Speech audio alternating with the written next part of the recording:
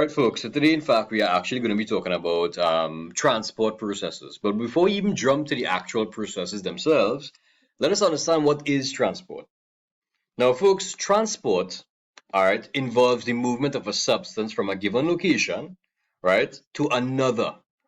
Any substance or any component that is in fact subjected to movement, which is from one location to another, right, by an existing force or an existing stimulus, that particular concept revolves around transport. Now, in this particular video, we'll be focusing more upon fluvial movements, right? Either on the surface of the land, as you can see in the image here, or the screen here, we could actually see water, which is in the form of rivers or streams, freshwater reserves that is, simply moving across the landmass. We can also refer to the movement of coastal watercourses and whatnot around the given environment. We could see here simply salt water in very close proximity to the landmass as well. Coastal regions, for example, can be influenced by waves, right? And wave activity can transfer obviously bodies of water towards the land, right? Via swash and backwash mechanisms. The movement of water towards the land, basically, as you can see here, sweeping in, that is actually referred to as swash. Whereas the recession or the movement of water back towards the sea, as you can see right here now, that is actually referred to as backwash. All right, folks. So we'll be talking about those in other videos as well, but we're just going to highlight the main processes associated with transport. Now, students, the four main processes of transport that that I was actually hinting about are in fact on the screen. We have solution, suspension, saltation, and we have traction. All right. Now, a nice little abbreviation you could use to always remember it. You can use simply triple ST. All right. As you can see, S, S, S, and T. All right. Three S's. So that is triple S and T. Okay. So let's remember triple ST. The 3S stands for solution, suspension, saltation, and traction. All right, folks, let us begin by looking at solution. All right, I'm just going to write at the bottom here, solution. All right. When we are talking about solution, I want us to take into consideration that we are referring to minerals and salts. Now, in certain types of rocks, we actually have what we call minerals and also salts. These are actually rocks, and these are minerals, all right, and salts. Now, I apologize for the terrible handwriting in advance, right? Now, what happened is that the flow of water is in fact very significant here. If we talk about transport, although it seems to be a relatively gentle slope or a gentle topography, these arrows symbolize the direction of the water's flow. All right, and these said minerals and salts can actually be removed, right, or plucked out of these rocks, where they can be dissolved in the surrounding solvent. The water is actually what we call a solvent, and it basically dissolves, right, these particular crystals or minerals and salts and stuff like that. So once they are removed from the rock structure, they are simply subjected to the flow of the water, and they can simply be transported from the first location, which is point A, and somewhere further downstream, which is in fact said to be point B. All right, so students, solution is a process of transport whereby soluble minerals and salts, all right, can be extracted from the rocks and simply be carried away following the directional path of the river's flow. All right, so I want you to keep that in mind for me. I want to highlight something very important as well. In a previous video, we would have actually mentioned that solution is also a process of erosion.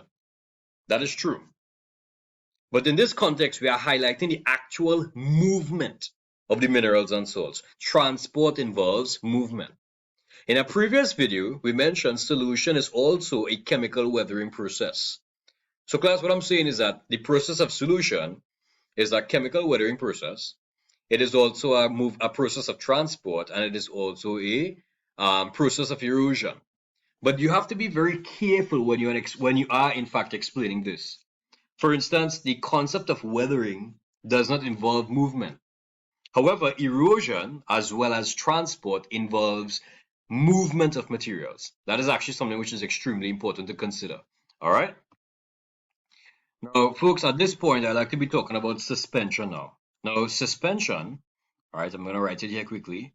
Suspension is quite frankly the opposite of solution. All right.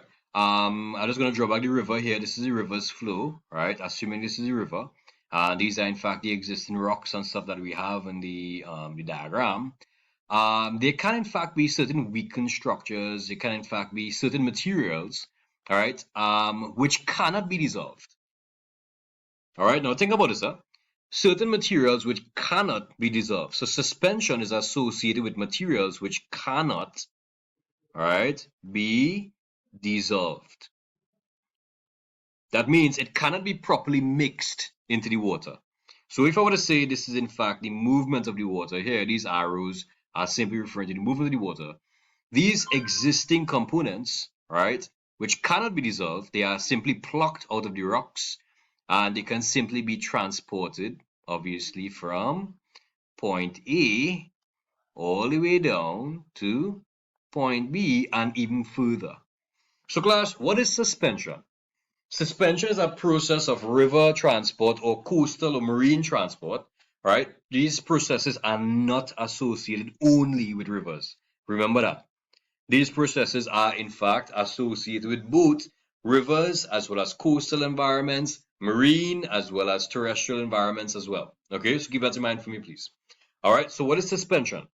It is in fact a process of is a process of transport, a transport process rather, all right, where insoluble materials, I'm going to write it in here, insoluble materials, right, are simply transported or moved from one location to another following the directional flow or the directional path of the river. That is actually something very important. For instance, in many instances, we have sand which cannot be mixed. Sand cannot properly be mixed with water. All right, salts and minerals can. They can be mixed, but sand cannot. Clay cannot be mixed with water. All right. And students, there's a word for that. All right. When water is said to be associated with many, well, a lot, or I should say much, suspended materials, especially those which are very fine in nature, the water is in fact said to be very murky. All right. Or a better word to remember and keep in mind, the water is said to be very turbid. All right. Turbid refers to the condition of water which is not properly, it does not allow proper visibility or clarity. All right. Turbid conditions are in fact associated with plenty fine suspended materials, right, which simply reduces the clarity of the water. Okay. And this is actually something which is very, very important as well. All right, folks. So just remember, not only materials like sand and water can be subjected to suspension. We can have debris like leaf litter, organic material. In some instances, we could actually have human waste or perhaps animal waste floating on the surface of the landmass. Sorry, on the surface of the water. Folks, in extreme circumstances, we could also see water bottles and plastic waste also suspended on the surface of water, whether it be rivers or even marine environments. All right, that's a topic for a different story, which this is actually revolving around pollution. We are focusing strictly on suspension, which is a transport process here today. All right, let's move on quickly with the concept of saltation. All right, saltation is in fact different from solution and suspension a bit. As a matter of fact, we are referring more to coarse materials, right? Slightly coarser materials I'm referring to here. For example, small pebbles and stones. And the flow of the water, right? Assuming the water's velocity or the hydraulic force of the water is in fact significant, all right? These same materials, materials at the bottom of the river's bed can simply be bounced, all right? Or at the bottom of the watercourse can simply be bounced from one location to another. Saltation is a process of transport where coarse materials are in fact subjected to movement following the directional paths of the watercourse, right, where these said materials or these coarse materials are simply bounced, all right, at the bottom of the river's bed, if we are referring to rivers, or at the bottom of the seabed, if we are referring to marine environments per se. All right, now last but not least, I'd like to talk about traction. All right, traction is in fact the last process we'll be talking about associated with transport. And again, we are referring to coarse materials, right? Coarse materials or denser materials. All right, that means they are in fact heavier. Now, given the significant hydraulic force of the water, right, assuming the hydraulic force of the water is in fact significant, these coarse or perhaps dense materials can simply be dragged. All right, this can actually be dragged along the water course itself. So this same material, this said rock, right? This is in fact a rock. This said rock can simply be dragged along the river's bed, right? If you are referring to rivers, or it can simply be dragged along the seabed if we are in fact referring to coastal environments or perhaps marine environments. Obviously, the dragging effect will follow that direction to which the flow of water is in fact associated. So if the flow of water is technically from point A to point B, generally, this dragging effect of this dense or heavy, coarse boulder or rock, providing the force of the water is in fact sufficient, it will be moved forcefully from one location to another. So traction is a process of transport where heavy, dense, or even coarse materials are simply forcefully dragged along the river's bed, if we are referring to rivers, or they are simply dragged along the seabed, if you are referring to coastal environments or marine environments. Now, students, the reason why I'm saying this is because we must distinguish this, right? Especially if they ask, if this question simply is phrased in such a way and asks you to explain the process of transport associated with coastal environment. Now remember, all these processes, solution, suspension, saltation, and traction, they are uniform, they are the same, but they will vary from place to place. For instance, traction in the coastal environment or in the marine environment would involve the action of waves.